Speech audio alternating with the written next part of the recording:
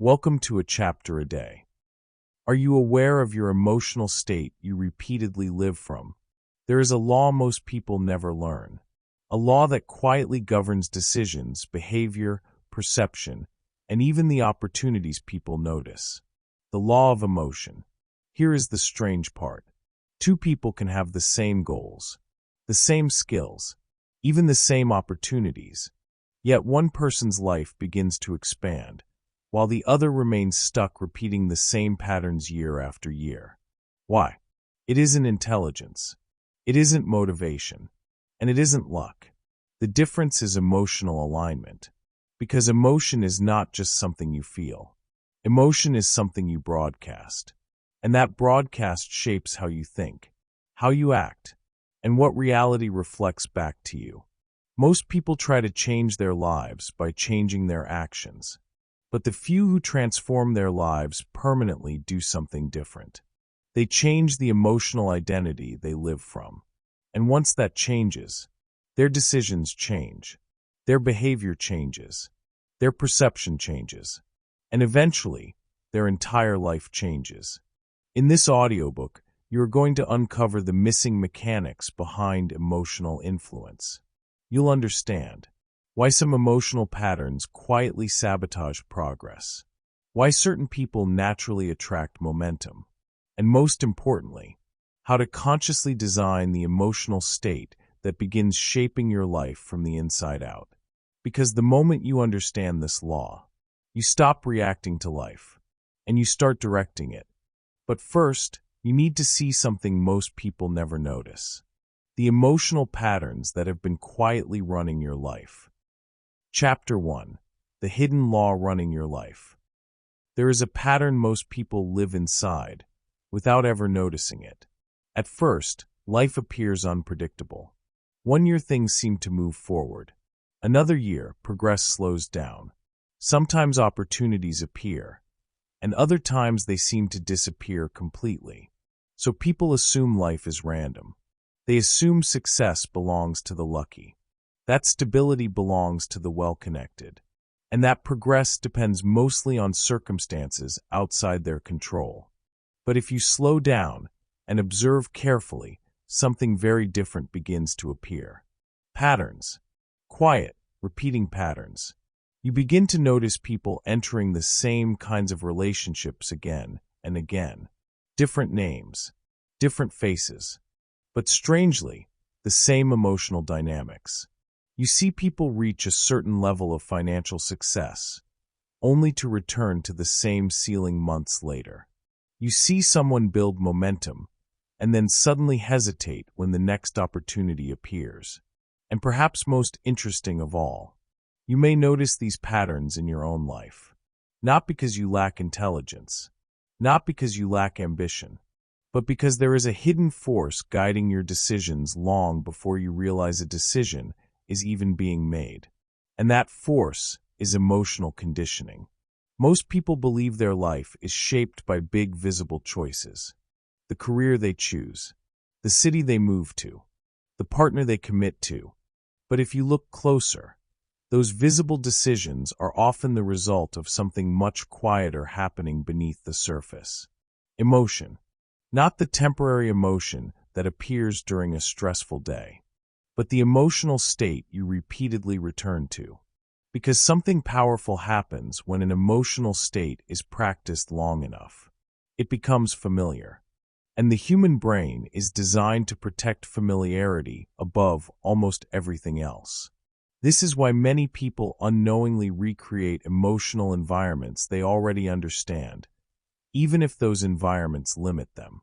Someone accustomed to emotional uncertainty may unknowingly choose relationships that feel unpredictable.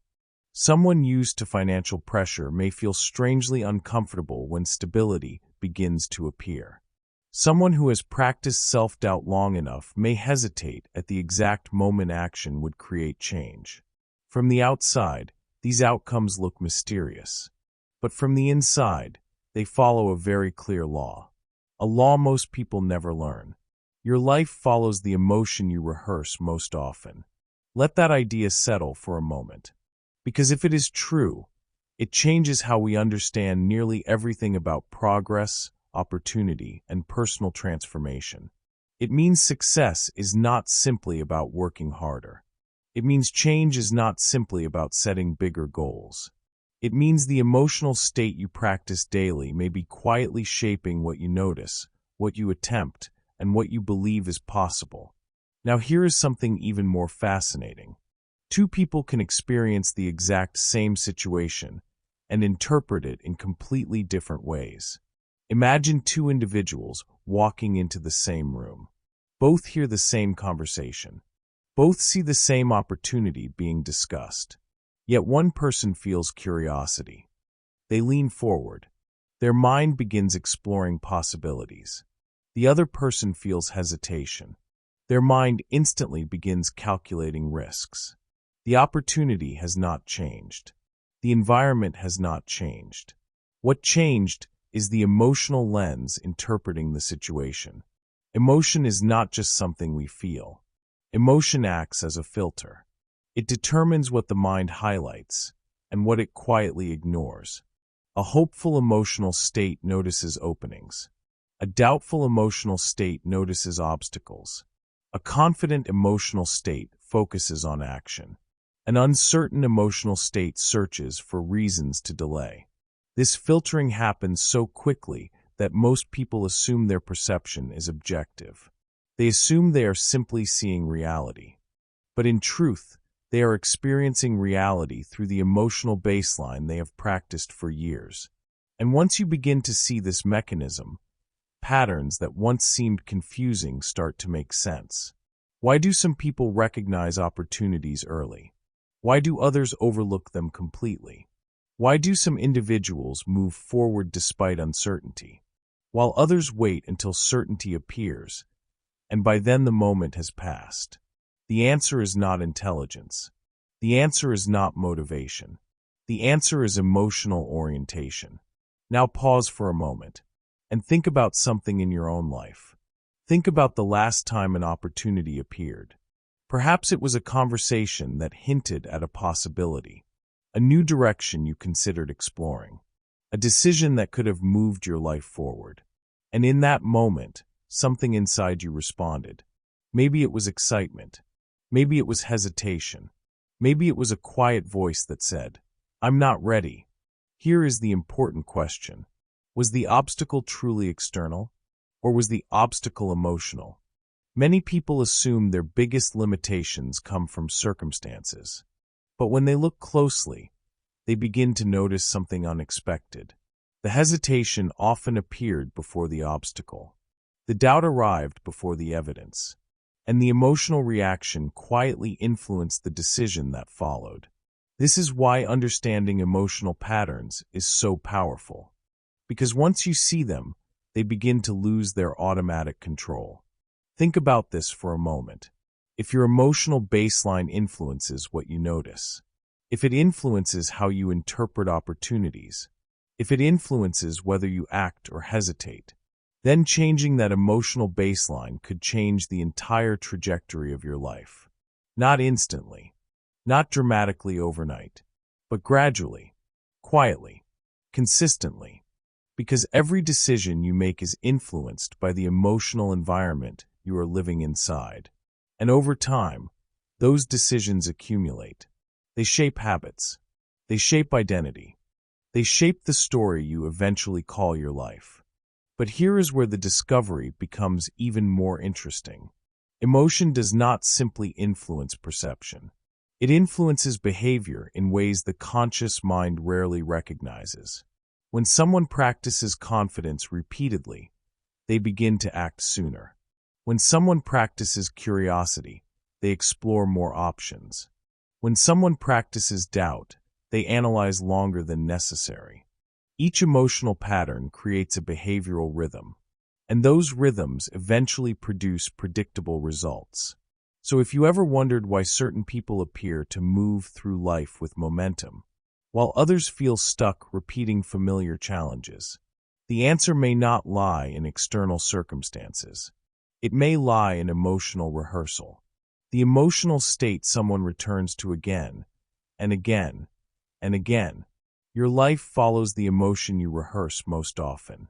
This phrase may seem simple, but its implications are profound, because it means the future is not only shaped by what you do, it is shaped by the emotional state you practice while doing it. And that realization opens the door to something powerful. It means emotional patterns are not permanent. They are practiced, and anything practiced can eventually be changed.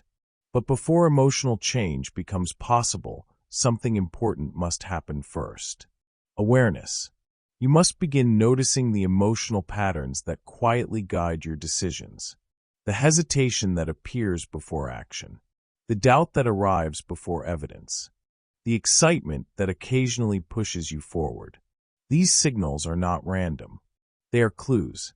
Clues pointing toward the emotional baseline that has been guiding your life for years. And once you begin paying attention to those signals, something fascinating begins to happen. You start recognizing them earlier. You start questioning them more clearly. And slowly, the automatic nature of emotional reactions begins to weaken. But understanding this law is only the first step, because emotion does something even more powerful than filtering perception. It sends signals to the brain itself. Signals that influence attention, motivation, creativity, and even the opportunities you notice in the world around you. In other words, emotion does not just color your experience. It communicates with your mind in ways most people never learn to control.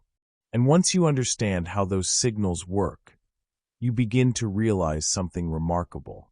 Emotion can become a tool for directing attention, a tool for shaping decisions, a tool for guiding the future you are slowly building. But to reach that level of mastery, we must explore the deeper role emotion plays inside the mind. Because emotion does not simply react to life. It actively shapes it. You've now seen the first hidden pattern. Your life follows the emotion you rehearse most often. But that realization raises a much bigger question. If emotion influences perception, behavior, and decisions, then what exactly is emotion doing inside the mind? Is it just a reaction to events? Or is it something more powerful? Something that quietly sends signals shaping the direction of your life? To answer that question, we need to explore a truth most people have never considered. Emotion is not simply a reaction to life. Emotion is a signal. And once you understand how that signal works, you begin to see why some people naturally create momentum, while others remain trapped in hesitation. Let's explore that deeper layer now. Chapter 2. Emotion is a signal, not a reaction. Most people believe emotions happen after something occurs. You receive good news, and then you feel happy. You encounter a challenge, and then you feel stressed.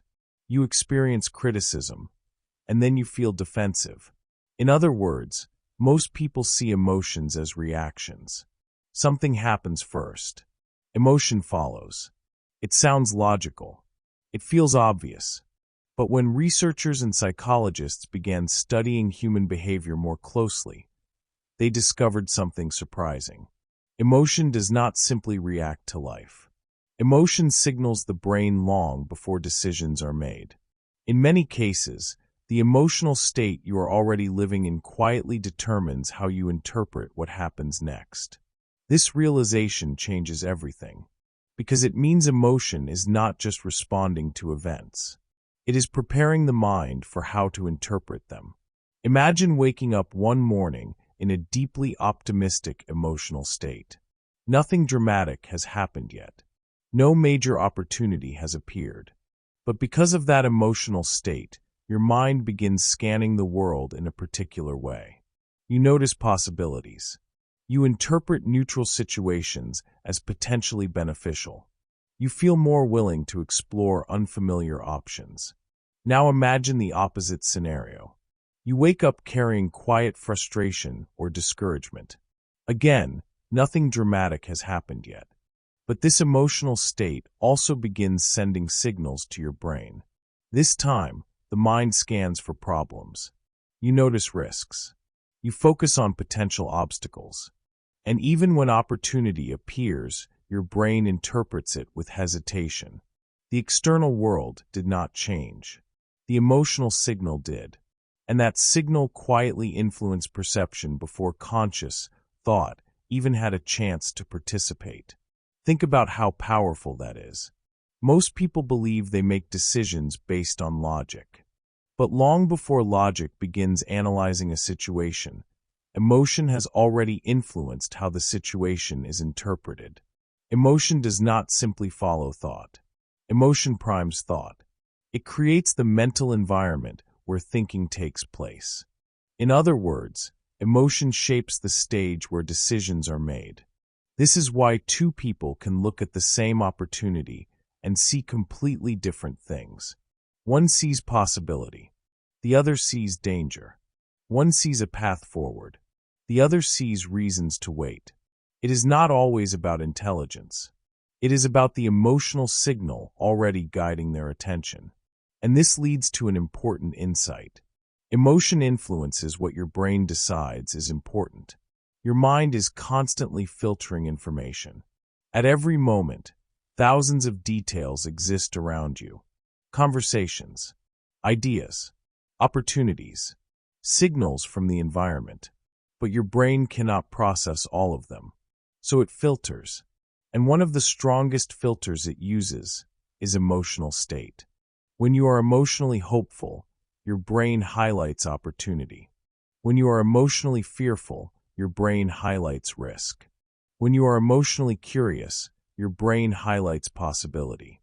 When you are emotionally discouraged, your brain highlights limitation. This filtering process happens automatically. Most people never realize it is happening. They simply assume their perception is objective. But perception is rarely objective. It is guided by the emotional signal shaping your awareness. Now here is something even more fascinating. Emotion does not only influence perception. It influences motivation. Have you ever noticed how certain emotional states make action feel effortless? When someone feels inspired, energized, or curious, effort feels lighter. Ideas come more easily. Taking action feels natural. But when someone feels uncertain or discouraged, the exact same task suddenly feels heavier. The work itself has not changed. The emotional signal guiding motivation has changed. Emotion tells the brain whether something feels worth pursuing. And because of that, emotional states quietly influence how persistent someone becomes. Someone who repeatedly experiences hopeful emotion often continues trying even when progress is slow. Someone who repeatedly experiences discouraging emotion may stop much earlier. Again, the difference is not always discipline. The difference is the emotional signal guiding persistence. And the influence goes even deeper. Emotion also affects risk tolerance. Think about moments in life when you felt deeply confident. In those moments, trying something new feels exciting. You lean toward opportunity. You trust your ability to adapt. But when emotional doubt dominates, the brain interprets uncertainty as threat. Instead of exploring, it retreats. Instead of experimenting, it waits. This is why emotional conditioning shapes long-term outcomes so dramatically. Because risk tolerance determines how often someone steps into unfamiliar territory.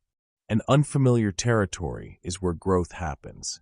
Opportunity rarely appears inside familiar routines. It appears when someone moves slightly beyond what they already know. Emotion determines whether that movement feels possible. This brings us back to a powerful idea introduced earlier. Your life follows the emotion you rehearse most often. Because emotional rehearsal becomes emotional baseline. An emotional baseline becomes the signal your brain receives every day. Now pause for a moment and reflect. Think about your typical emotional baseline. Not the occasional good day or stressful moment, but the emotional tone you return to most frequently. Is it curiosity? Is it cautiousness? Is it optimism? Is it hesitation? Whatever emotional state appears most often becomes the signal your brain begins using as a guide. And over time, that signal influences thousands of small decisions. What you attempt, what you avoid, what you believe might work, what you assume will fail. Each of those micro decisions accumulates over years, and eventually they create visible patterns, career trajectories, financial patterns, relationship dynamics, creative output, confidence levels, all of them influenced by the emotional signal shaping perception and action. This is why emotional mastery is not just about feeling better. It is about directing the signal your mind receives every day. Because the signal determines the direction of your attention. Your attention determines your choices, and your choices determine the life you slowly build. But there is another layer to this law that many people never consider. When an emotional signal repeats long enough, it stops feeling like a temporary state. It begins to feel like who you are. A person who practices confidence repeatedly eventually says, "I am a confident person." A person who practices hesitation repeatedly begins to say, "I'm just cautious." A person who practices doubt repeatedly may begin to believe, "I'm not the kind of person who takes big risks." In other words, repeated emotional signals evolve into identity. And once emotion becomes identity, the influence becomes even stronger. Because the mind defends identity. It protects the image you hold about yourself. Which means if someone identifies as uncertain, the brain may resist behaviors that challenge that identity. Not intentionally, but automatically. The brain prefers emotional consistency. It prefers familiar internal patterns, which leads to a powerful realization. Your emotional baseline becomes your behavioral ceiling. Let that idea settle for a moment. Because if your emotional baseline remains unchanged, your behavior will eventually return to familiar limits. You may temporarily push beyond them. You may feel motivated for a while. But unless the emotional baseline shifts, the mind slowly guides you back toward familiar patterns. This is why temporary motivation rarely creates permanent transformation. Motivation pushes behavior, but emotional identity shapes long-term direction. And once you see that clearly, the real opportunity appears. Because emotional baselines can be changed, signals can be redesigned, and identities can evolve. But before we explore how that transformation happens, there is one more realization to consider. Emotion becomes truly powerful when it moves beyond temporary feeling and becomes part of the identity you protect.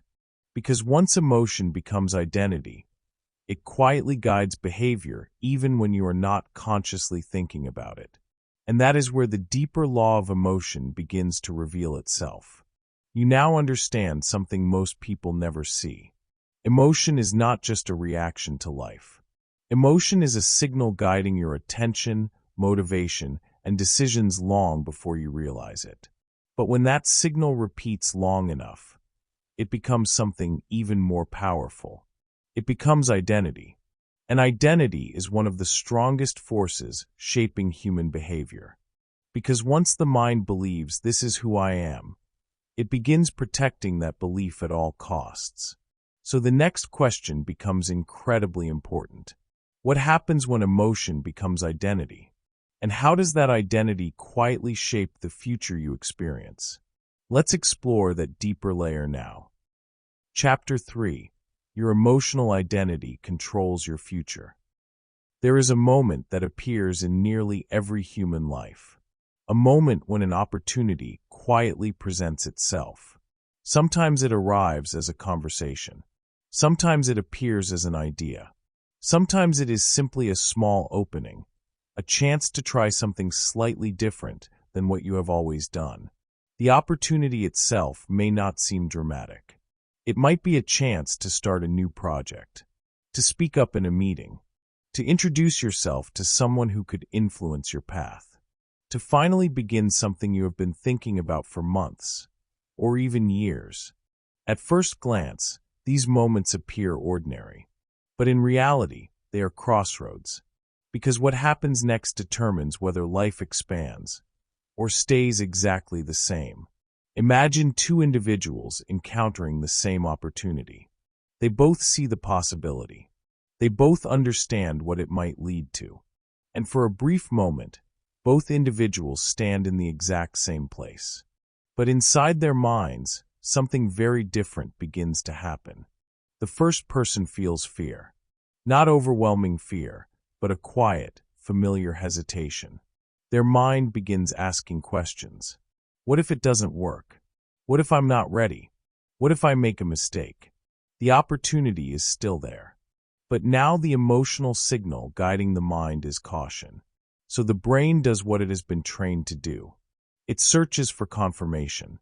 It finds reasons to delay. It tells the person they should gather more information first. Maybe later will be a better time. Maybe another opportunity will appear when things feel more certain. And so the moment quietly passes. Nothing dramatic happens. There is no failure, no embarrassment, just a small decision to wait. Now imagine the second individual standing in the same moment. They see the same opportunity. They understand the same risks. But their emotional response is slightly different. Instead of hesitation, they feel curiosity. Their mind begins asking a different set of questions. What could this lead to? What might I learn?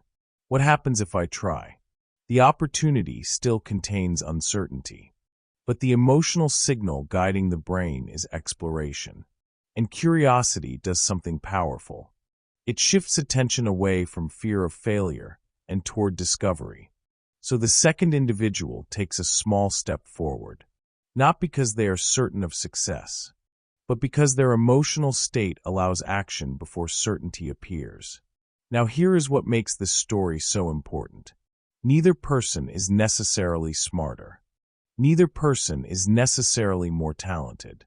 Neither person has more information about the opportunity. The difference lies in the emotional identity guiding their decision. One identity leans toward caution. The other leans toward curiosity. And that small difference creates dramatically different outcomes over time.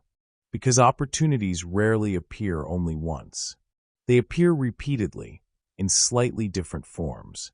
And every time a person responds from the same emotional identity, a pattern begins to form. The cautious identity waits. The curious identity explores. The hesitant identity delays. The confident identity experiments. Each choice may seem small in the moment, but over years, those small differences accumulate, and eventually they shape completely different lives. One life becomes filled with experiences, connections, and discoveries. The other life may remain stable, predictable, and quietly limited, not because the person lacked ability, but because the emotional identity guiding their decisions kept them within familiar boundaries. This is the power of emotional identity. It quietly determines how you respond to the moments that shape your future. At first, emotions feel temporary. They come and go. They shift depending on circumstances. But when a particular emotional response repeats often enough, something interesting happens. The mind begins to treat it as normal. Eventually, the emotional pattern stops feeling like a passing experience. It begins to feel like who you are. Someone who repeatedly responds with curiosity begins to say, I'm the kind of person who likes trying new things. Someone who repeatedly responds with hesitation might say, I'm just cautious by nature. Someone who repeatedly experiences self-doubt may eventually believe, I've never been the confident type. These statements may seem harmless, but they reveal something powerful. Emotion has evolved into identity. And identity is one of the strongest forces shaping human behavior. Because the mind does not simply experience identity. It protects it. Once the brain believes something about who you are, it begins filtering behavior through that belief. If someone identifies as confident, they naturally take actions that reinforce that identity. If someone identifies as hesitant, they may unconsciously avoid actions that challenge it. The mind seeks internal consistency. It prefers behavior that matches the identity it already believes. This is why emotional patterns are so powerful, because they quietly become the foundation of identity. An identity directs behavior automatically. You do not have to consciously tell yourself how to act. Your identity has already decided. Think about how this appears in everyday life. A person who identifies as healthy naturally chooses behaviors that support that identity. A person who identifies as disciplined finds it easier to follow through on commitments. A person who identifies as creative begins noticing ideas everywhere. Identity simplifies decision-making. It answers the question, what would someone like me do? But this principle also explains why certain patterns repeat for years. If someone unconsciously identifies as someone who struggles with confidence, the brain may resist behaviors that contradict that story. Not because the person lacks ability, but because identity prefers consistency. And this leads to one of the most important realizations in mastering the law of emotion. Your emotional identity shapes your future long before your future arrives, because it determines how you respond to the moments that build that future. Now pause for a moment, take a slow breath, and ask yourself a simple question. What emotional state has been shaping your biggest decisions? Not just recently, but over the past few years. Have your decisions been guided primarily by curiosity or caution, by confidence or hesitation, by possibility or doubt? There is no judgment in this question, only awareness. Because the moment you become aware of an emotional identity, you gain the ability to question it. And once you begin questioning an identity, its automatic control begins to weaken. You may start noticing moments when hesitation appears, moments when doubt tries to influence your choices, moments when curiosity tries to push you forward. Those moments are signals. Signals revealing the emotional identity that has been guiding your decisions. And when you see those signals clearly, something powerful happens. You begin realizing that identity is not fixed. It is practiced. It is reinforced through repetition, which means it can also be redesigned. But here is where many people encounter an unexpected challenge. Even when someone decides they want to change their emotional patterns, something inside the mind pushes back. They try to adopt a new emotional state. They try to act more confident. They try to think more optimistically. But suddenly resistance appears. The brain starts whispering familiar doubts. This isn't realistic. You've tried before. What if things go wrong? The person may genuinely want to change, but the mind seems determined to pull them back toward familiar emotional patterns. Why does this happen? Why does the brain resist emotional change, even when that change could improve someone's life? The answer lies in one of the brain's most important functions: stability. Your brain is designed to maintain consistency. It prefers predictable internal patterns, even if those patterns are limiting, because predictability feels safe. And unfamiliar emotional states, even positive ones, can feel unstable at first, which means when someone begins shifting their emotional identity, the brain may temporarily resist the change, not because the change is wrong, but because the brain is trying to preserve what it believes is normal. Understanding this mechanism is essential, because without this awareness, many people assume emotional resistance means they are failing. They assume the new identity is not meant for them, when in reality, the resistance simply means the brain is adjusting. And once you understand that, emotional change becomes much easier to navigate. But to truly master the law of emotion, you must first understand the deeper reason the brain protects familiar patterns so strongly. Because behind that resistance lies another hidden mechanism guiding human behavior.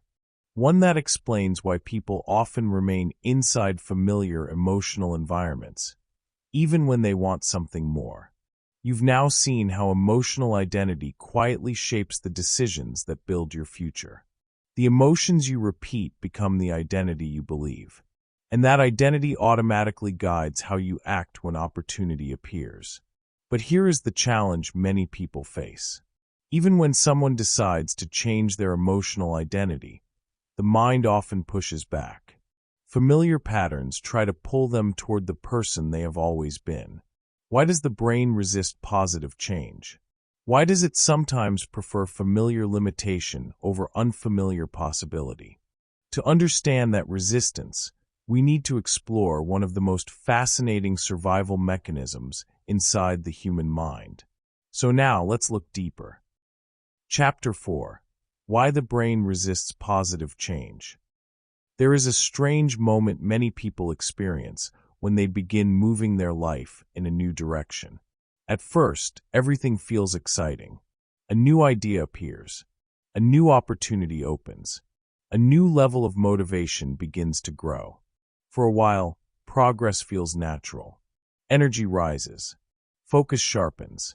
Possibilities seem clearer than they have in a long time. And then something unexpected happens. A quiet resistance appears. The same person who felt energized yesterday suddenly feels uncertain today. The same idea that felt exciting begins to feel complicated. The same opportunity that once felt inspiring now seems risky. Nothing external has changed, but internally something shifts. And the person begins asking themselves a confusing question. Why am I hesitating now, when things were just starting to work? Many people interpret this moment incorrectly. They assume they have lost motivation. They assume they were never truly ready for the opportunity. Or they assume the idea simply was not meant for them. But what they are experiencing is not failure. It is a natural response from the human brain. Because the brain has a very specific priority: stability. Long before the brain evolved to pursue growth, achievement, or success, it evolved to maintain survival. And survival depends on something extremely important: predictability. The brain wants to know what to expect. It wants the internal and external environment to feel familiar, because familiarity reduces uncertainty, and uncertainty requires energy to navigate. So over time, the brain develops patterns of behavior, patterns of thought, patterns of emotional response. And once those patterns become familiar, the brain begins protecting them, even if those patterns include stress, doubt, or limitation. This leads to one of the most surprising psychological truths about human behavior. The brain often prefers familiar discomfort over unfamiliar opportunity. Let that idea sink in for a moment, because it explains many of the confusing patterns people experience in their lives. Why someone stays in a career that no longer excites them. Why someone returns to the same relationship dynamics again and again. Why someone reaches a new level of success, only to slowly drift back toward their previous habits. It is not always a lack of ability, and it is rarely a lack of intelligence. It is the brain attempting to restore emotional familiarity. If someone has lived with a particular emotional environment for years, that environment becomes their psychological comfort zone. And the word comfort here can be misleading, because comfort does not always mean pleasant.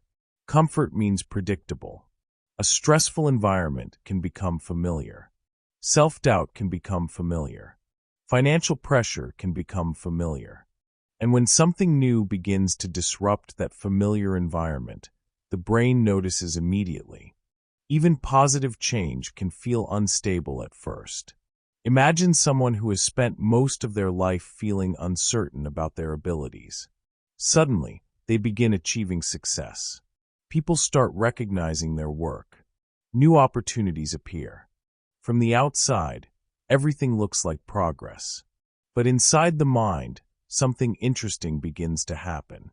The new reality does not match the emotional identity the person has practiced for years. The brain notices the mismatch. And because it prefers internal consistency, it begins searching for ways to restore the familiar emotional environment. Sometimes this appears as hesitation. Sometimes it appears as overthinking. Sometimes it appears as subtle behaviors that quietly slow progress. The person may delay responding to opportunities.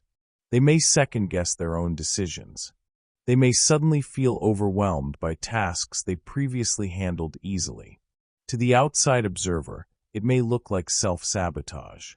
But from the brain's perspective, it is an attempt to restore emotional balance.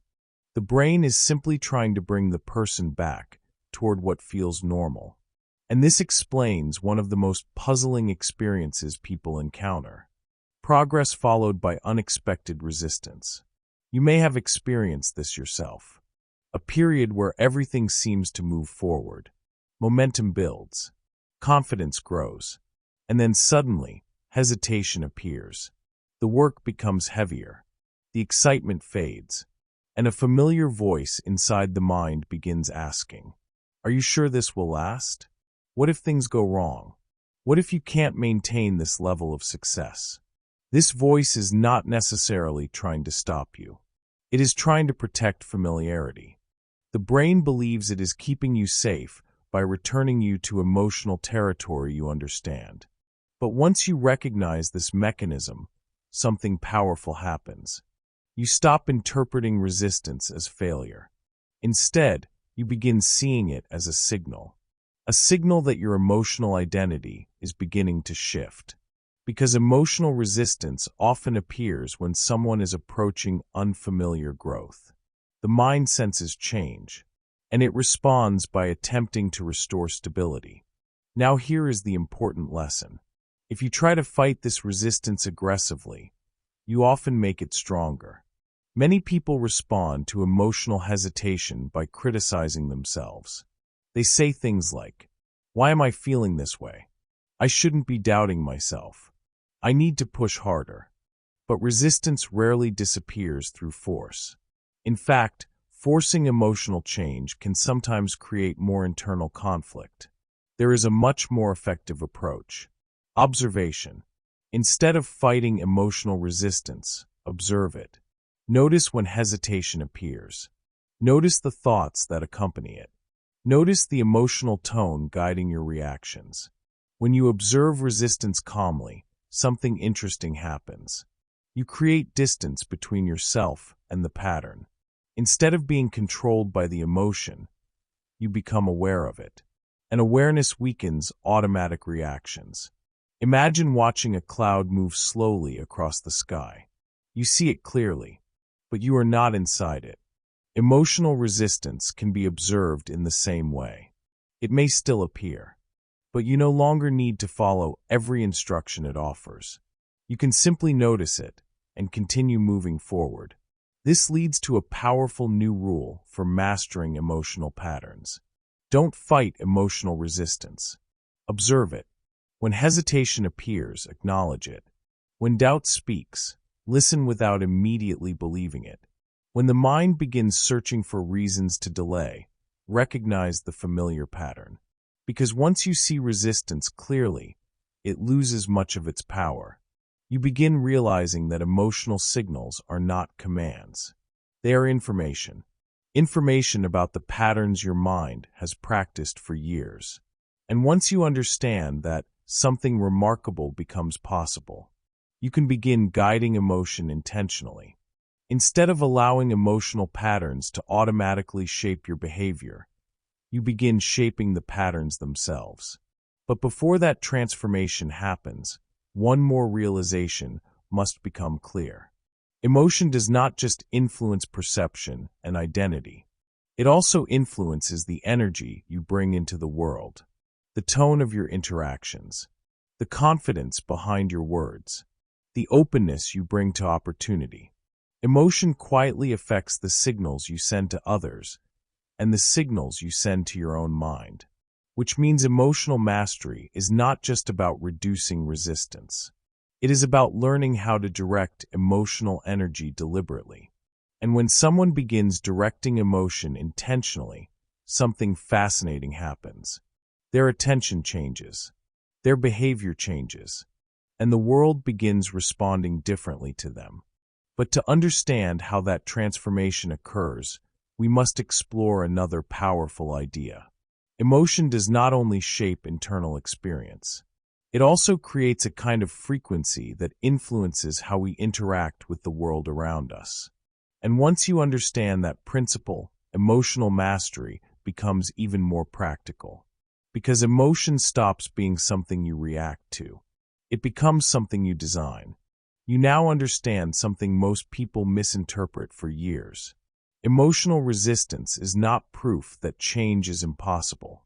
It is evidence that the brain is protecting familiar patterns. The mind prefers predictable environments, even if those environments limit growth. But when you stop fighting resistance and begin observing it, the pattern begins to loosen. Awareness creates space, and inside that space, something powerful becomes possible. You can begin guiding emotion intentionally. And once you learn how emotion influences the energy you bring into the world, you begin seeing how emotional states shape the opportunities you notice and the actions you take. So now, let's explore a deeper layer of this law. Let's look at how emotion creates a kind of internal frequency that influences your perception, your behavior, and ultimately, your reality. Chapter 5: The Frequency of Possibility. There is a subtle shift that occurs when a person begins to understand emotion differently. Earlier in this audiobook, we explored the idea that emotion is not simply a reaction.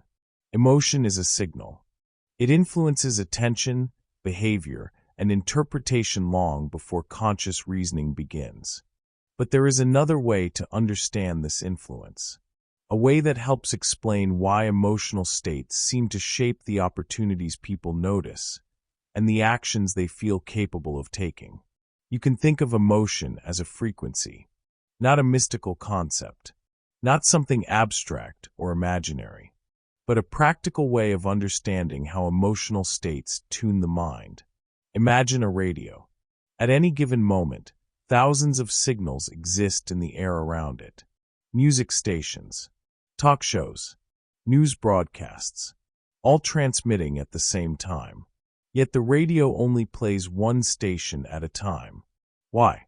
Because it is tuned to a specific frequency.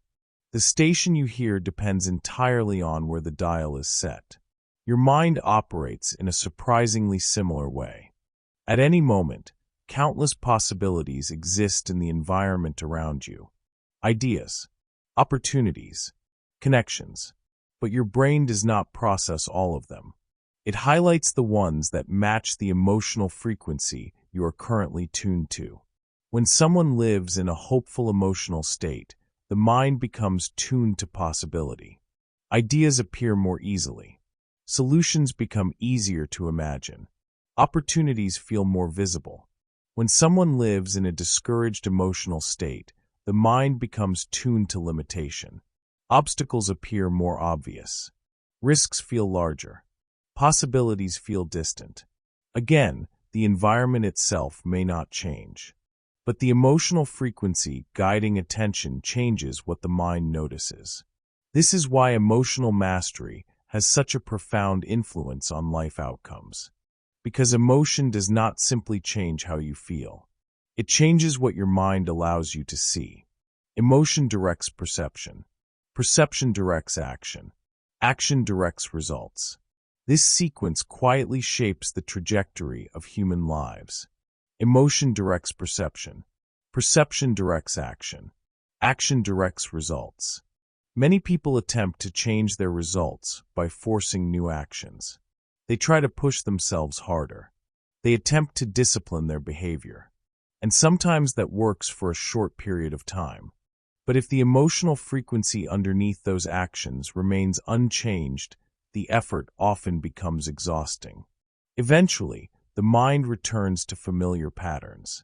This is why emotional alignment matters. Because when emotion shifts first, action begins to feel natural instead of forced. Let's look at a real-world example. Consider two individuals entering the same professional environment. They have similar levels of education, similar levels of experience, and similar access to opportunities. Yet over time, their careers unfold very differently. The first individual operates from an emotional baseline of confidence and curiosity. They do not assume every idea will succeed, but they approach situations with the belief that experimentation is valuable. When a new project appears, they volunteer to explore it. When a challenge arises, they view it as something to learn from.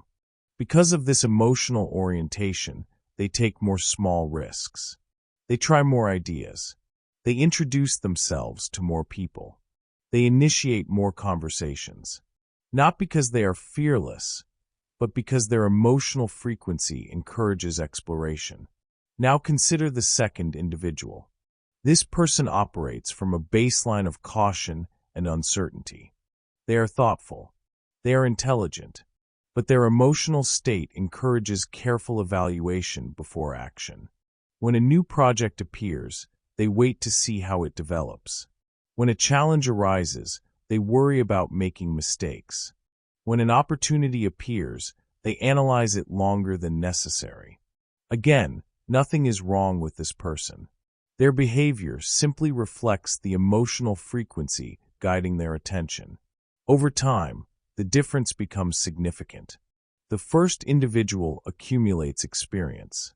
They build connections. They learn from experimentation.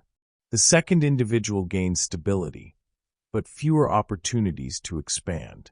Years later, observers might assume the first person was simply more ambitious or more naturally confident.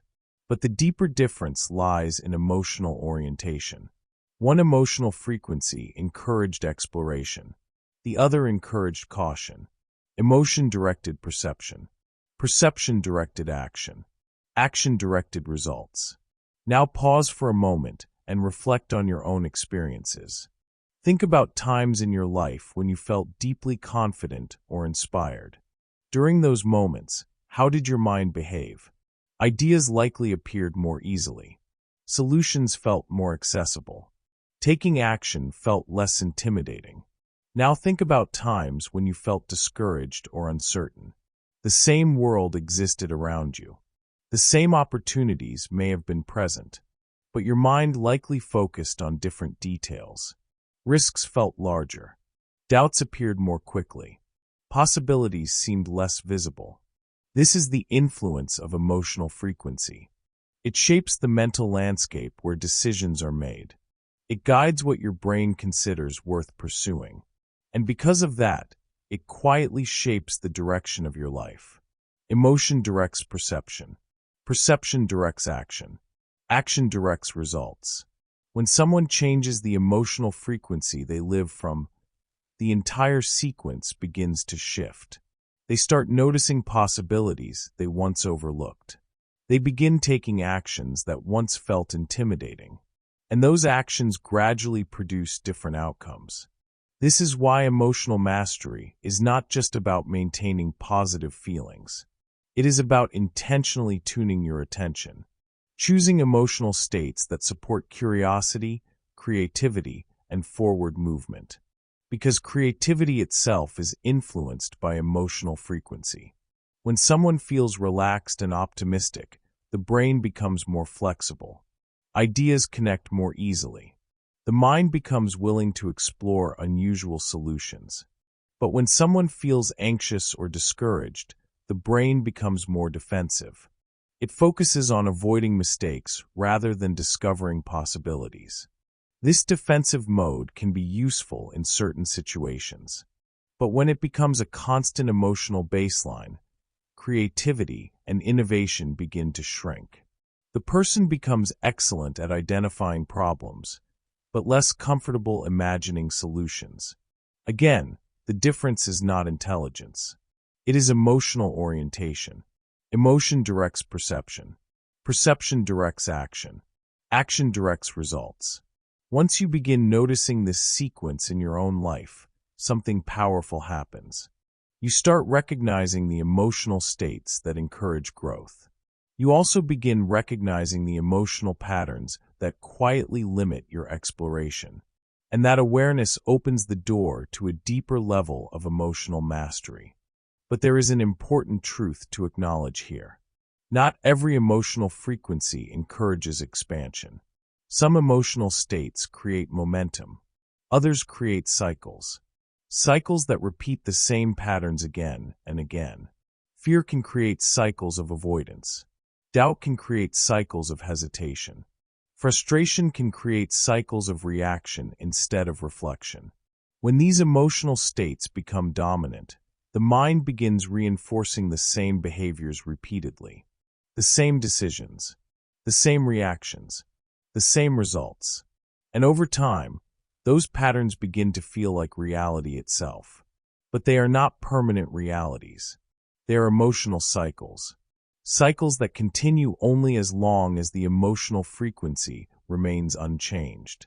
Which means recognizing those cycles is one of the most important steps toward transformation. Because once you see them clearly, you can begin interrupting them. You can begin choosing different emotional signals. And when emotional signals change, perception changes. When perception changes, action changes. And when action changes, life begins moving in new directions.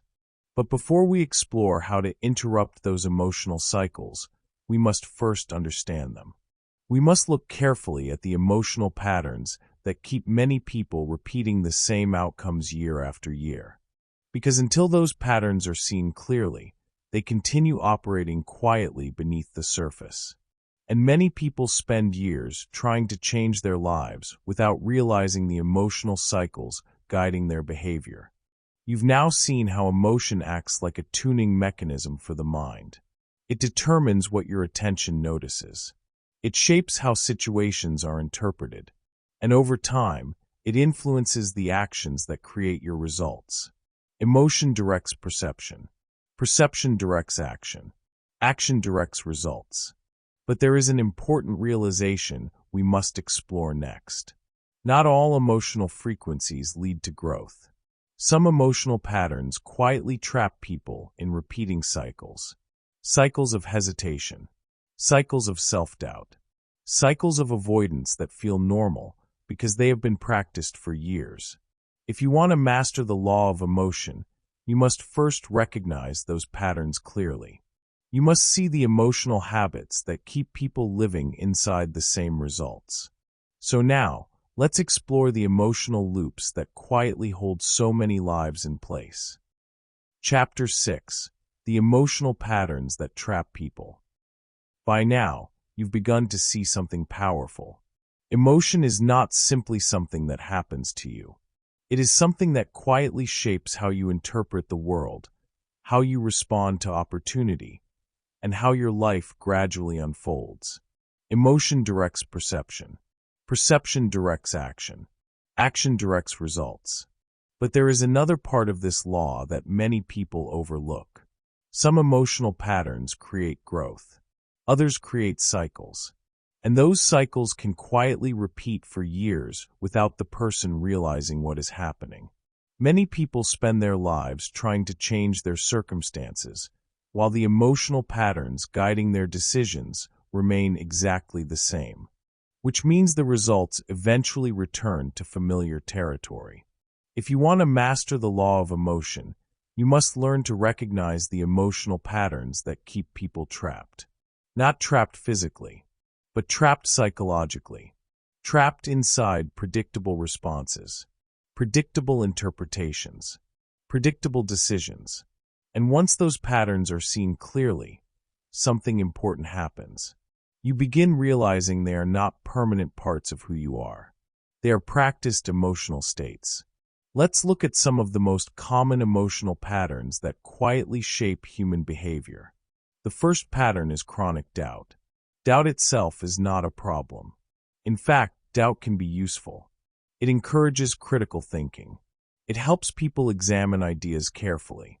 But when doubt becomes the emotional baseline someone lives from, it begins influencing every decision they make. A person with chronic doubt often approaches opportunity with hesitation. Even when something appears promising, their mind immediately begins searching for reasons it might fail. The idea might still be interesting, But the emotional tone guiding their thinking makes progress feel uncertain from the beginning. So they analyze longer than necessary. They wait for additional confirmation. They gather more information. And by the time they feel ready, the moment for action has often passed. Now imagine repeating this pattern for years. Opportunity appears. Doubt questions it. Delay follows. The moment disappears. Eventually, the person may conclude that opportunities rarely work out for them. But the deeper pattern lies in the emotional state guiding their decisions. Chronic doubt quietly filtered perception, and perception influenced action. Emotion directed perception. Perception directed action. Action directed results. The second emotional trap is fear of judgment. Human beings are social by nature. We evolved in communities where belonging mattered deeply. For most of human history, social acceptance was closely tied to survival. So the brain developed powerful mechanisms to monitor how others might respond to our behavior. In modern life, those mechanisms still exist. But sometimes they become exaggerated. A person may hesitate to share an idea because they imagine how it might be criticized. They may avoid pursuing a creative project because they fear what others might think. They may stay silent in important conversations, even when they have valuable insight to contribute. From the outside, this hesitation can look like a lack of confidence. But inside the mind, the emotional signal is much more specific. Fear of judgment. The person is not necessarily afraid of failure itself. They are afraid of how failure might be interpreted by others. So the brain responds in the safest way it knows. It avoids situations where judgment might occur. This creates a powerful emotional loop. Avoidance reduces the immediate discomfort of potential criticism, but it also prevents the person from discovering something important. Most people are far less focused on judging others than we imagine. And even when criticism appears, it rarely has the lasting impact the mind predicts. But the emotional pattern continues because avoidance temporarily feels safer. Over time, fear of judgment can limit creativity, leadership, and expression. The person may have powerful ideas. They may have valuable perspectives. But the emotional signal guiding their behavior encourages silence instead of contribution. And once again, the pattern repeats. Emotion directs perception. Perception directs action. Action directs results. The third emotional trap is emotional procrastination. This pattern is especially common. Many people believe procrastination is simply about laziness or lack of discipline. But in reality, procrastination is often emotional. A task appears. The mind evaluates it, and a subtle emotional signal emerges. Sometimes it is overwhelm. Sometimes it is uncertainty. Sometimes it is quiet resistance. The brain interprets that emotional signal as discomfort. And because the brain prefers emotional stability, it searches for ways to reduce that discomfort. One simple way to reduce discomfort is delay. I'll do it later. Tomorrow will be better. I need to prepare a little more first. These statements sound reasonable. But when emotional procrastination becomes a pattern, tomorrow rarely becomes the right moment. The discomfort returns. The task remains. And the cycle repeats. Over time, this pattern can shape entire careers and ambitions.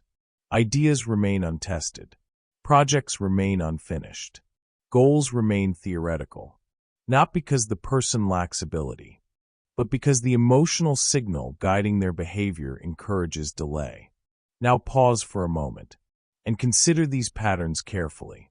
Chronic doubt, fear of judgment, emotional procrastination. You may recognize one of them immediately, or you may recognize moments in your life when each of them appeared. This is where the mental mirror technique becomes powerful. Instead of observing these patterns as abstract ideas, reflect on your own experiences.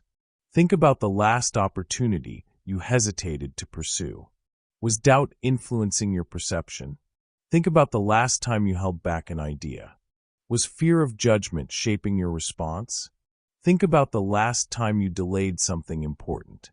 Was emotional discomfort guiding your decision? These questions are not meant to create criticism. They are meant to create awareness. Because awareness is the beginning of transformation. Once you recognize an emotional pattern, it stops operating invisibly. It becomes visible, and visible patterns can be examined. You can begin asking questions. Where did this emotional response come from? When did I begin practicing this reaction? Is this emotional state helping me grow, or keeping me inside familiar territory? This is the moment when people often experience a powerful realization. They begin to see that emotional patterns are not permanent traits. They are learned responses, learned through repetition, reinforced through experience, practiced so often that they eventually feel natural. But natural does not mean permanent.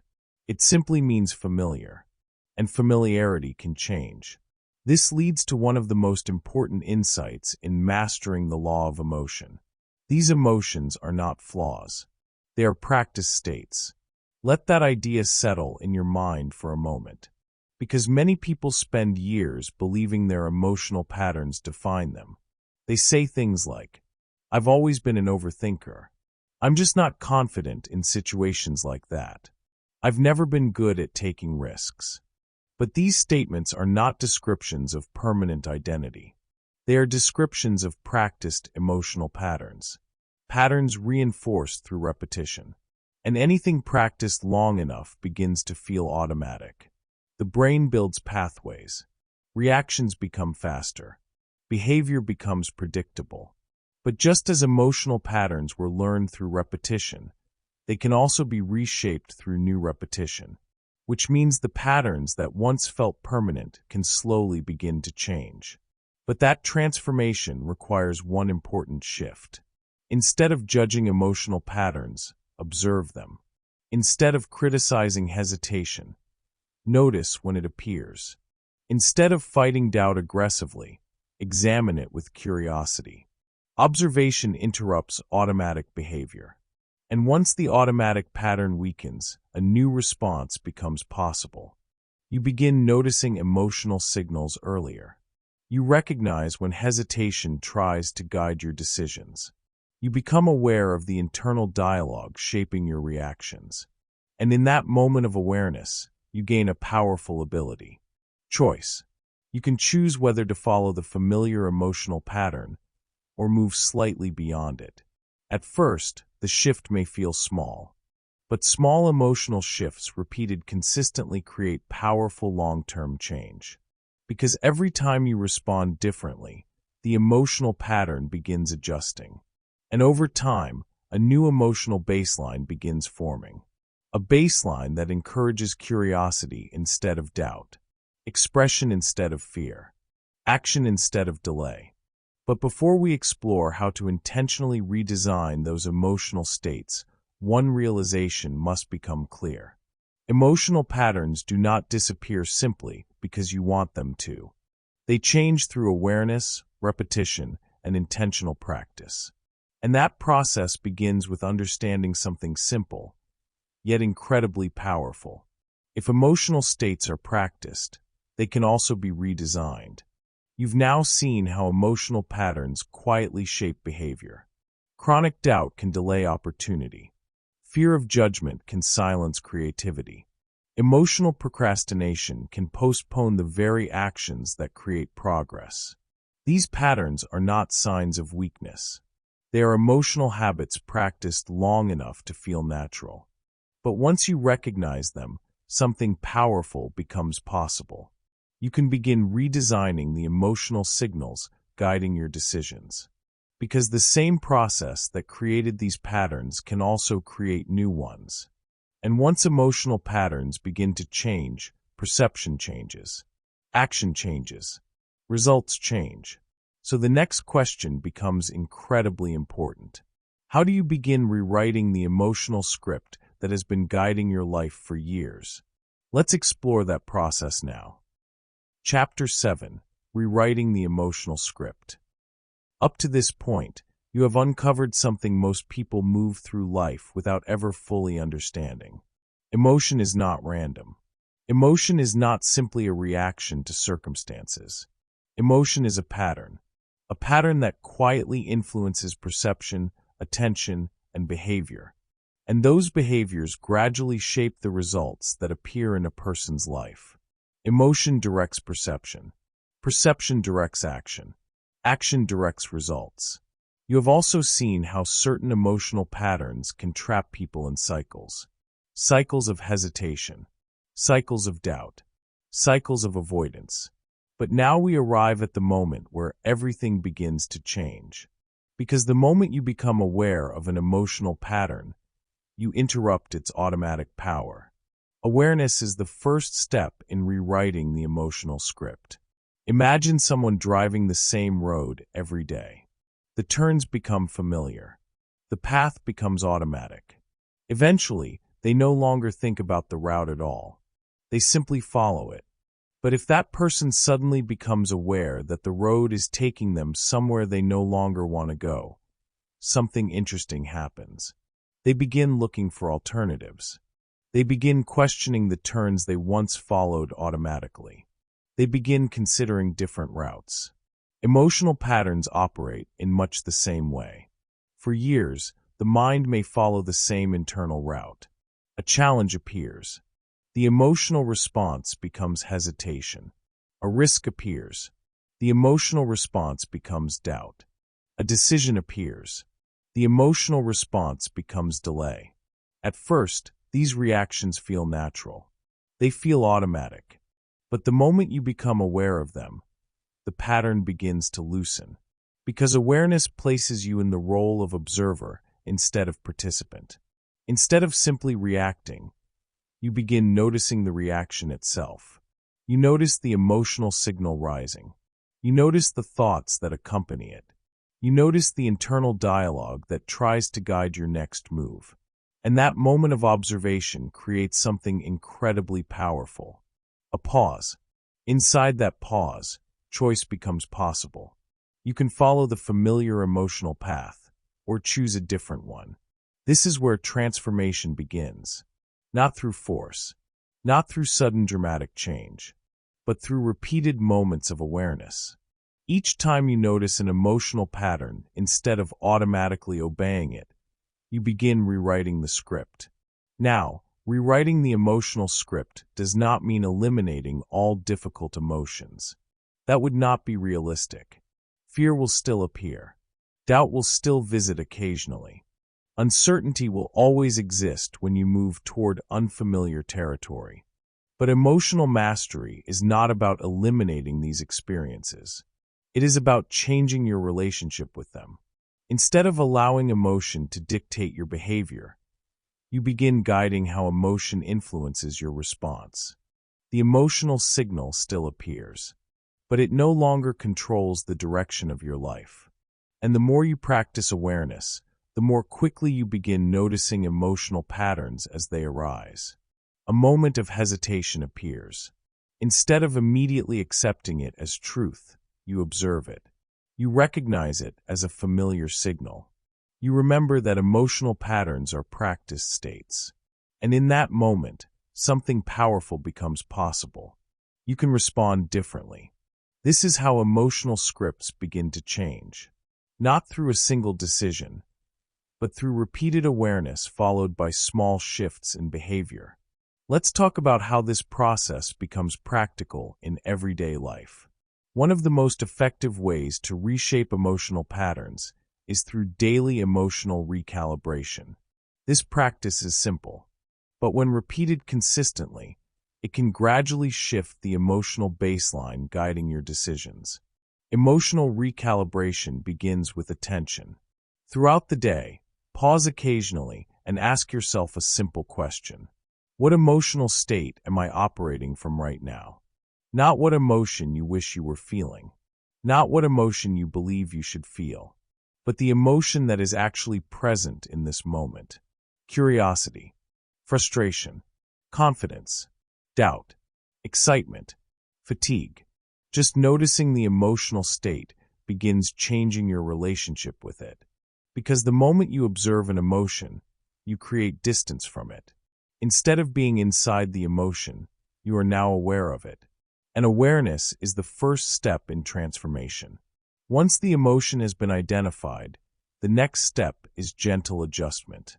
Not forcing a completely different feeling, but slightly shifting the direction of your emotional focus. If doubt appears, you might ask yourself, what small action would curiosity take here?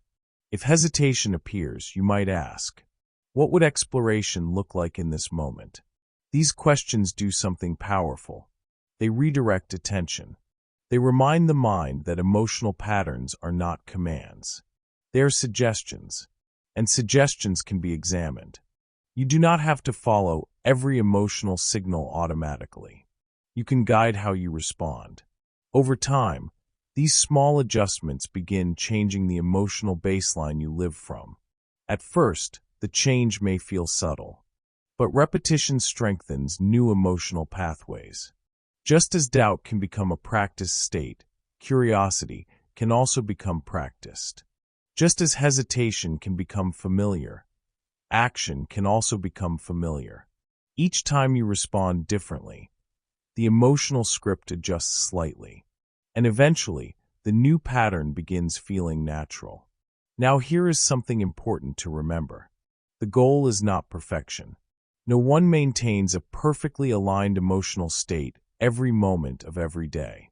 Even the most disciplined minds experience frustration, uncertainty, and doubt.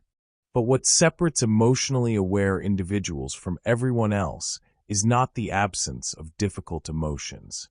It is the speed at which they notice and redirect them. They recognize emotional patterns earlier. They observe them calmly, and they guide their attention toward responses that support growth instead of limitation. Emotion directs perception. Perception directs action. Action directs results. So when emotional perception shifts, the entire chain begins shifting. Ideas that once felt intimidating begin feeling interesting.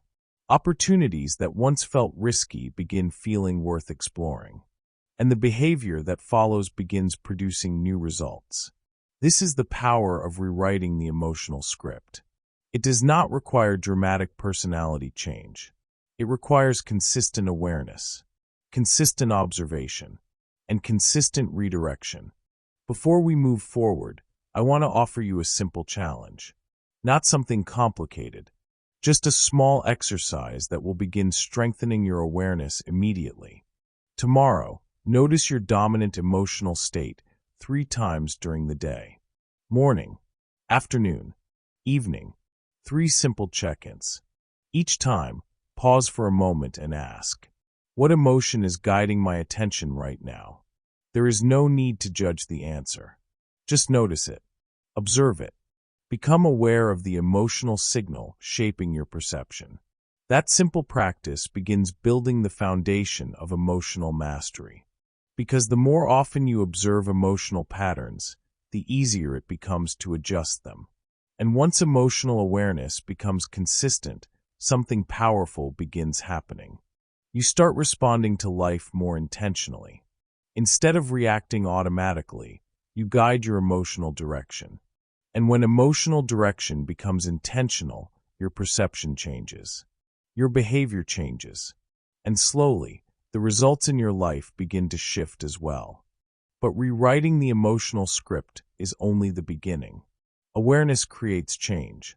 Adjustment creates improvement. But lasting transformation requires something more powerful. Momentum. Because emotional patterns strengthen through repetition. And the same principle applies to emotional growth. If you want new emotional states to become your natural baseline, they must be practiced consistently enough to build momentum. And once emotional momentum begins forming, something remarkable happens. Positive emotional patterns start reinforcing themselves. Action becomes easier. Confidence builds naturally. Opportunities appear more visible. And the cycle of growth begins accelerating. But to reach that level of emotional mastery, we must understand how emotional momentum is created. You have now taken the first step toward emotional transformation. You have learned how awareness interrupts automatic emotional loops.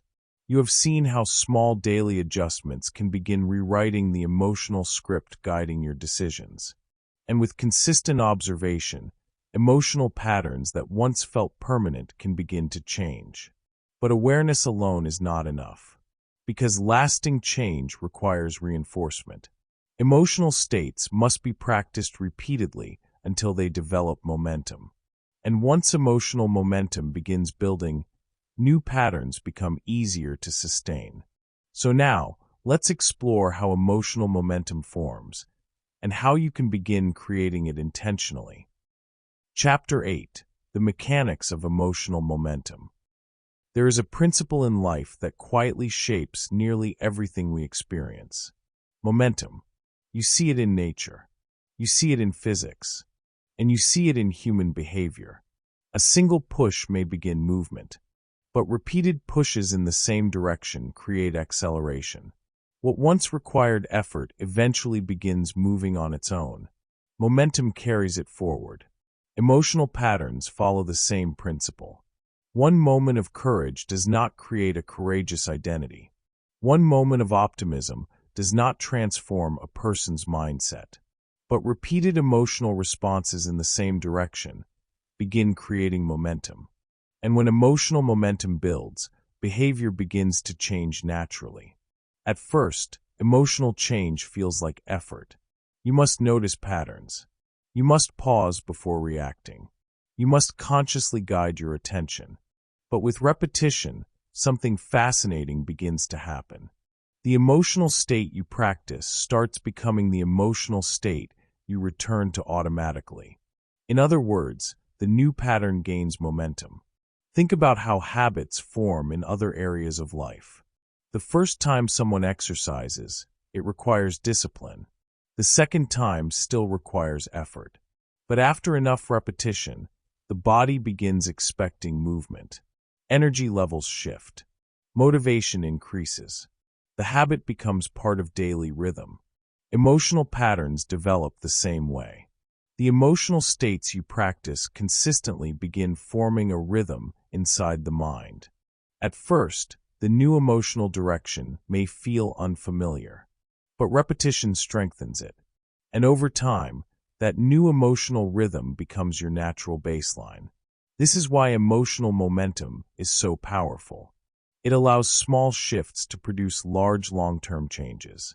A single decision may seem insignificant in the moment, but hundreds of similar decisions over months and years begin shaping identity.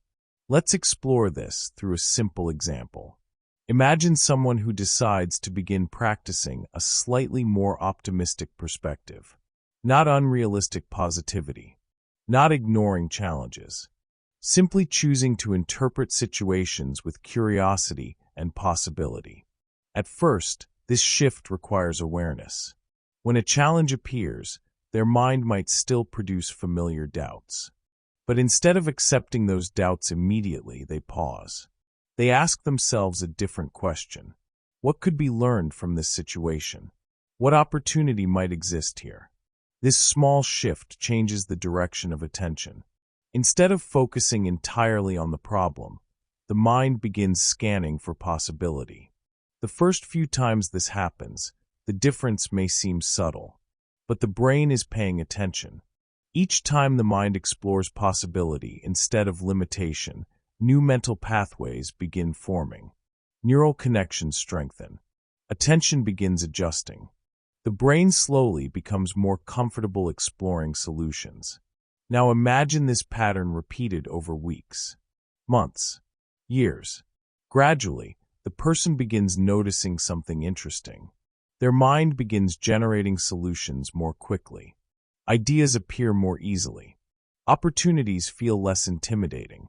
And because they feel less intimidating, the person begins taking action more frequently.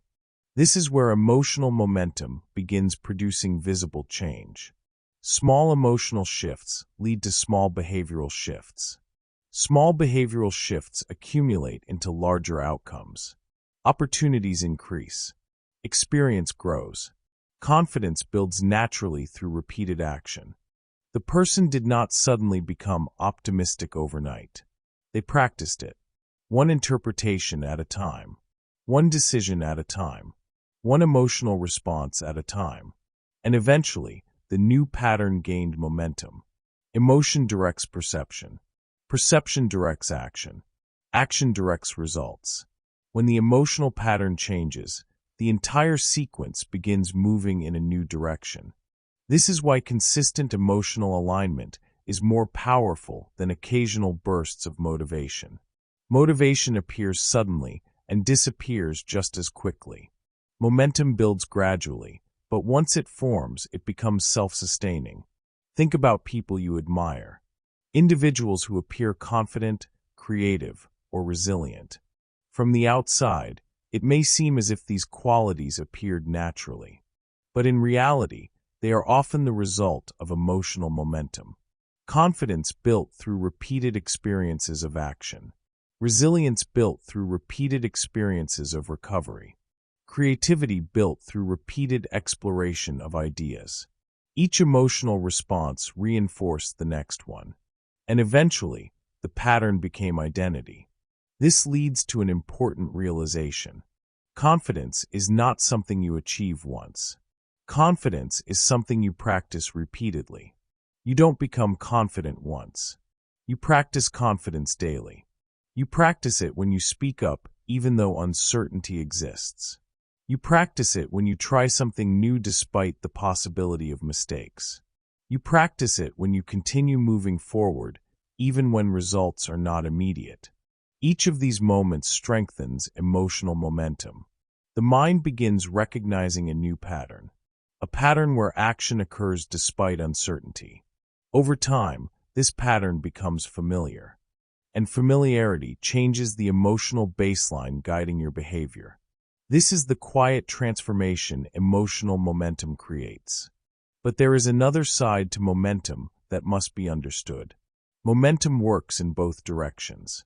Just as optimism practiced repeatedly can strengthen confidence, doubt practiced repeatedly can strengthen hesitation. If someone repeatedly interprets situations with skepticism and fear, the brain becomes very skilled at identifying risk. Opportunities begin feeling dangerous. Action begins feeling uncomfortable. And over time, hesitation gains momentum. This is why emotional awareness remains essential even after progress begins. Because the emotional patterns you reinforce today become the baseline guiding your decisions tomorrow. Momentum builds in the direction you practice most often. Fortunately, the mind remains adaptable. Even long-standing emotional patterns can begin shifting when new responses are practiced consistently. And when emotional momentum begins supporting growth instead of limitation, something remarkable happens. The effort required for change begins decreasing. Actions that once felt intimidating begin feeling normal. Opportunities that once seemed distant begin feeling attainable. Confidence begins emerging not as an abstract belief, but as a lived experience. Because the person has accumulated evidence. Evidence that action leads to learning. Evidence that effort produces progress. Evidence that uncertainty can be navigated. This is why emotional momentum eventually transforms identity. Identity is not formed by a single experience. It is formed by repeated emotional patterns reinforced through action. Each moment of curiosity strengthens a curious identity. Each moment of courage strengthens a courageous identity. Each moment of persistence strengthens a resilient identity. Over time, the person begins describing themselves differently. They no longer say, "I wish I were confident." Instead, they say, "I'm someone who tries things." They no longer say, "I struggle with uncertainty." Instead, they say, "I learn as I go." These identity shifts are not created through positive affirmations alone. They emerge through emotional momentum reinforced by behavior. Emotion directs perception. Perception directs action. Action directs results. And repeated results slowly reshape identity. Now pause for a moment and consider something important. Every emotional response you practice today contributes to the momentum shaping your future. Every time you choose curiosity over doubt, the pattern strengthens. Every time you choose exploration over hesitation, the pattern strengthens.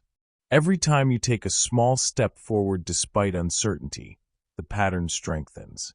These moments may seem small, but they accumulate.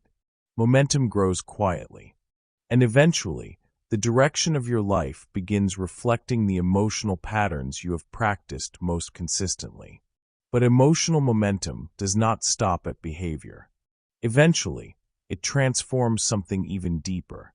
Identity. When emotional patterns repeat long enough, they stop feeling like choices. They begin feeling like who you are. And once identity shifts, behavior follows naturally. Which brings us to one of the most powerful stages of emotional mastery: designing your emotional identity intentionally.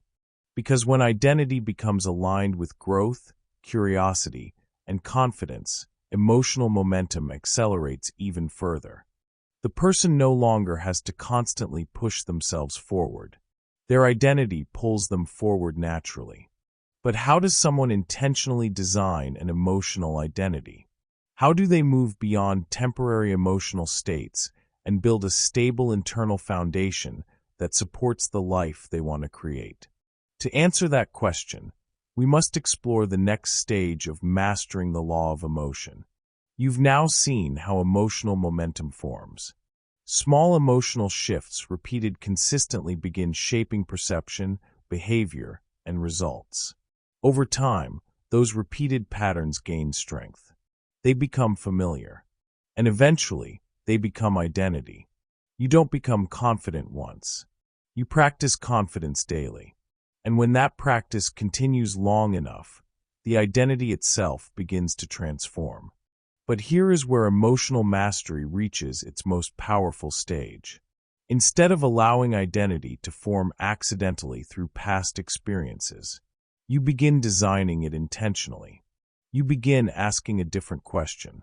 What emotional identity would support the future I want to create? Let's explore how that transformation happens. Chapter 9: Designing a New Emotional Identity. Throughout this journey, one truth has been appearing again and again. Emotion directs perception. Perception directs action. Action directs results. At first, this may have sounded like an interesting insight, but now you can see something deeper. The emotional state you practice most often quietly becomes the identity you live from. An identity is one of the most powerful forces guiding human behavior. Because once the mind believes something about who you are, it begins organizing your decisions around that belief. A person who believes they are disciplined behaves differently than someone who believes they struggle with discipline. A person who believes they are creative begins noticing ideas everywhere. A person who believes they are resilient interprets setbacks as temporary. Identity changes interpretation, and interpretation changes action. But here is where most people misunderstand identity. They assume identity is fixed. They assume personality traits are permanent. They believe the person they have been in the past is the person they must remain in the future. But identity is not a fixed structure. Identity is a pattern reinforced through repeated emotional states and behaviors, which means identity can be redesigned. Not overnight, not through a single declaration, but through consistent emotional practice. The emotional state you choose repeatedly becomes the person you believe you are. Think about how identity forms in the first place. A child tries something new. Maybe they draw a picture. Someone notices and says, "You're creative." The child draws again. The experience repeats. Over time, the child begins believing something about themselves. I'm a creative person. Once that identity forms, the brain begins reinforcing it. The person notices more creative opportunities. They spend more time exploring ideas.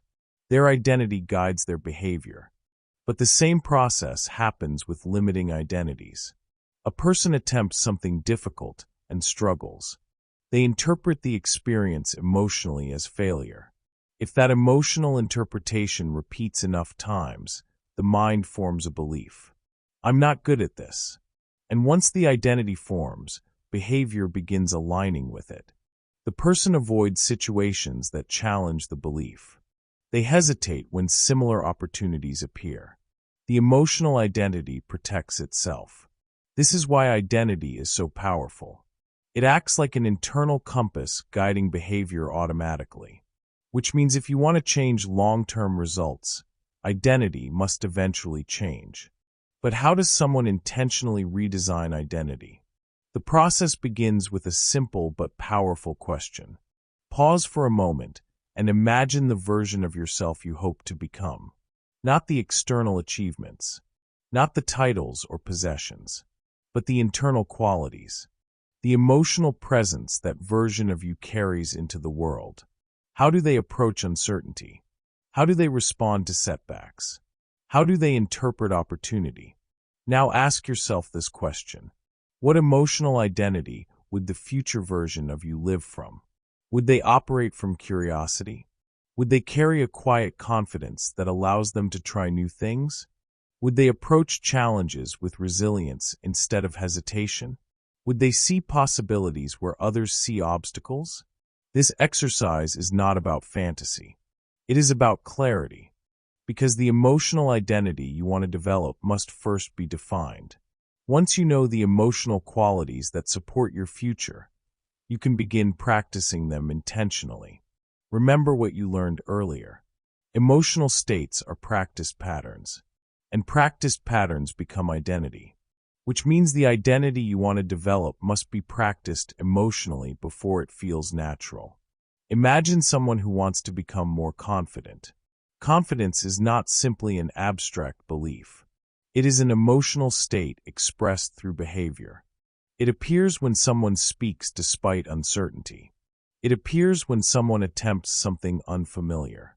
It appears when someone continues moving forward after setbacks. Each of those actions reinforces the emotional state of confidence. And when repeated consistently, confidence becomes identity. But notice something important. The person did not wait until they felt perfectly confident before acting.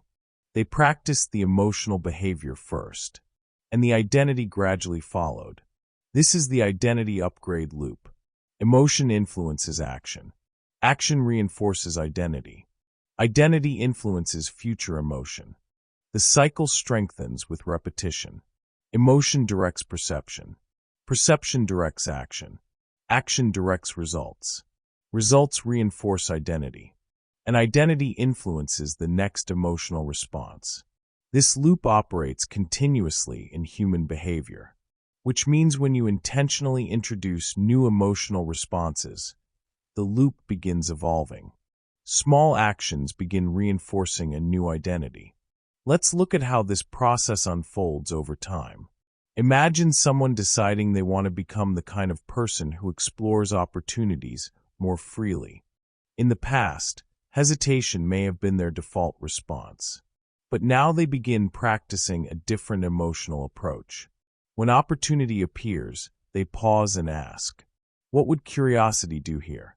Instead of immediately retreating into caution, they take a small step forward. Perhaps they ask a question. Perhaps they try a new idea. Perhaps they simply allow themselves to explore. Each time they do this, the emotional pattern shifts slightly. Curiosity becomes more familiar. Action becomes less intimidating. Over time, the person begins noticing a change in how they describe themselves. They no longer say, I'm someone who hesitates. They begin saying, I'm someone who likes trying things. This shift may appear subtle, but it represents a powerful transformation. Identity has begun changing. And when identity changes, behavior follows naturally. Habits begin forming automatically. A person who identifies as healthy does not struggle to choose nutritious food every day. Their identity guides the decision. A person who identifies as disciplined finds it easier to maintain routines. Again, identity simplifies behavior. The same principle applies to emotional identity. When someone begins identifying as curious, resilient, or confident, their habits gradually align with that identity. They do not need constant motivation. Their identity directs behavior automatically. This is why designing emotional identity is so powerful. Instead of constantly forcing discipline, you create an internal compass that guides your actions naturally. And once the identity aligns with growth, progress becomes sustainable. But there is an important truth to remember during this process. Identity change takes time. The brain must gather evidence. Each new behavior provides proof that the new identity is possible. At first, the evidence may feel small. A moment of courage here, a moment of curiosity there. But as these experiences accumulate, the brain begins accepting the new pattern. Eventually, the identity feels real. Not imagined, not forced, real. And once identity feels real, emotional signals begin supporting it automatically. Confidence becomes easier. Curiosity becomes natural. Resilience becomes familiar. The emotional baseline shifts. And with that shift, perception changes. Opportunities appear differently. Challenges feel less intimidating. Behavior adjusts accordingly. Emotion directs perception. Perception directs action. Action directs results. Results reinforce identity. And when the identity evolves, life begins reflecting that change. But this leads to a final realization. Emotional mastery does not stop with identity design. Because once someone consciously shapes their emotional identity, they begin living differently. They stop reacting to life passively. They begin creating their emotional environment intentionally. They understand that emotional states are not accidents. They are choices practiced consistently. And when someone lives from that awareness, their relationship with life itself begins to change. They become less controlled by circumstances, more guided by intention, more focused on growth, more willing to explore the unknown. Which leads us to the final stage of mastering the law of emotion, living as the creator of your emotional reality. You've now seen how emotional identity forms. The emotional states you practice repeatedly become the person you believe you are. And once identity shifts, habits and behaviors begin aligning with that belief automatically. Emotion directs perception. Perception directs action. Action directs results. But when emotional identity evolves, something even more powerful happens. Life itself begins reflecting the internal changes you have created. Opportunities appear differently. Challenges feel manageable. Progress becomes sustainable. And at that point, you are no longer simply reacting to life. You are participating in shaping it. So now we arrive at the final chapter of this journey. A chapter that brings everything together. A chapter about living consciously, intentionally, and expansively. Let's explore what it means to become the creator of your emotional reality. Chapter 10. Living as the creator of your emotional reality. By now, you have walked a long path. You began by noticing the hidden patterns running your life. You discovered that emotions are not just reactions, they are signals. You learned that repeated emotional states form identity. You practiced awareness. You rewrote the emotional script. You built momentum. You designed your emotional identity. And now, everything converges into one powerful truth. Your emotional reality is yours to create. Life is not a series of random events. Life is not controlled by circumstances, luck, or the decisions of others. Life reflects the emotional direction you choose every single day. The feelings you practice most often, the states you allow yourself to inhabit, determine your perception, guide your actions, and shape your results. This is why mastery of emotion is not a skill reserved for the few. It is a choice available to anyone willing to observe, practice, and redirect their internal state. Think about it for a moment. What if each day began with a conscious decision to inhabit an emotional state aligned with curiosity, confidence, and resilience? What if your default response to uncertainty was not hesitation, but exploration?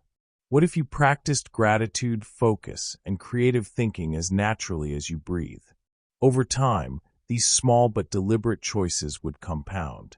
Your perception would shift. Your actions would follow new patterns. Opportunities would appear differently. Challenges would feel less threatening.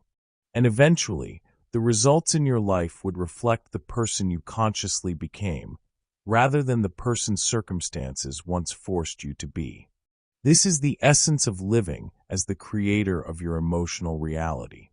It is not about eliminating difficult emotions. It is about choosing which emotions to cultivate and which to observe without allowing them to dictate your actions. It is about realizing that emotional states are designed, practiced, and repeated until they become your natural baseline. And when you become intentional about this process, you stop reacting to life passively. You stop drifting on the waves of circumstance. You begin steering your ship. You begin designing the life you want, not from wishful thinking, but from an internal foundation of consciously chosen emotional patterns. Imagine yourself waking up each day aware that you are the director of your emotional experience, that every thought, every perception, and every reaction has the potential to reinforce the identity you are cultivating. That momentum can now work for you, instead of against you. Every challenge becomes an opportunity to strengthen emotional skill. Every setback becomes an opportunity to reinforce resilience. Every decision, no matter how small, becomes an opportunity to align with your chosen emotional baseline. And as this internal alignment grows, the external world begins reflecting it. You start noticing opportunities you once overlooked. People respond differently to your presence. Your actions gain clarity. Your results begin to match your intent. And slowly but inevitably, your life becomes a mirror of your internal mastery. Here is the final lesson of this journey. You are not a victim of circumstance. You are not a passive observer of life unfolding. You are not bound by the emotional patterns of the past. You are the conscious creator of your emotional reality. The person you want to become does not wait for external conditions. They exist in the present moment. They act from a foundation of intentionally practiced emotional states. They allow momentum to build naturally. They observe, redirect, and align their internal world with the life they wish to experience. And you can do the same. All that is required is awareness. All that is required is practice. All that is required is the deliberate choice to live as the creator of your emotional reality. Every hour, every day, and every moment. You have now seen the journey in its entirety. From hidden emotional patterns to the deliberate design of identity, from awareness to momentum, and from identity to living consciously, you have the blueprint. Emotion is not a force outside your control. Emotion is your tool, your design choice, your compass. And once you take responsibility for the internal environment that shapes your thoughts, decisions, and actions, your life begins reflecting the results you once only imagined. Now, let's seal this lesson with the closing, where the ideas converge into one final, inspiring challenge. In closing, for most of your life, you may have believed that circumstances shape emotion, that when things improve, you feel better. When opportunities appear, confidence grows. When success arrives, motivation follows. But now you understand something deeper. Emotion was never the result of life. Emotion was the influence shaping it. The emotional state you practice quietly directs your perception. Your perception directs your choices. Your choices direct your results. And those results eventually become the story you call your life. This means something incredibly powerful. You are not waiting for life to improve before you feel different. You can change the emotional foundation you live from right now. And when that foundation shifts, your thinking shifts, your behavior shifts, your confidence shifts. And over time, your entire reality begins to reorganize around the emotional identity you have chosen to embody. This is the missing law most people never learn, but you now understand it. So here is the challenge. Starting tomorrow, pay attention to your emotional baseline. Not once, not occasionally, but consistently. Notice what emotional state you live from when making decisions. And then ask yourself one simple question. Is this emotion helping me become the person I want to be, or keeping me the person I've always been? Because the moment you begin choosing your emotional state intentionally, you begin directing your life intentionally. And the life you experience 5 years from now will be shaped by the emotional identity you decide to practice today. So choose wisely and begin now.